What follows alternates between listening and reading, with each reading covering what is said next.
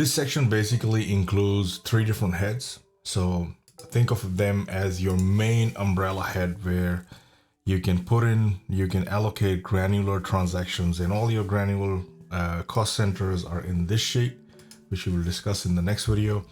But in here, you've got account heads and you have 15 of them that you can enter. So again, blue cells are your input cells. So if you wanted to change that name and start with 6500 or 0001 or whatever, you can do that.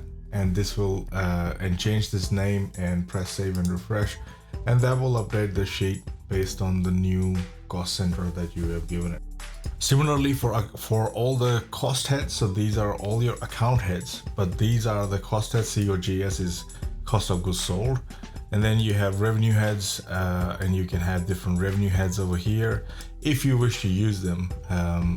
Whereas in most cases you will not need to, because revenue heads are your residential income. And if you want to go granular and in residential, you want to say 2-bedroom residential units and 3-bedroom residential units and split it up that way, then you can add 3 more here, or you can just delete these 2, all of these, and set them up.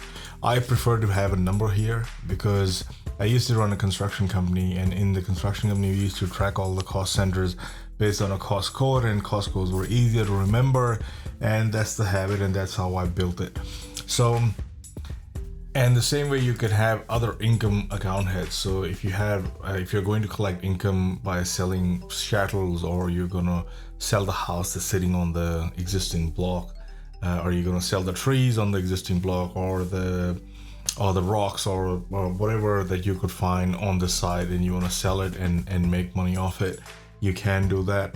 And it allows you to have 5 different account heads for that as well. So when you go in here, you will see that this drop down in column B is all linked to the account heads that we've added from here. These are the 15 different account heads that you can add.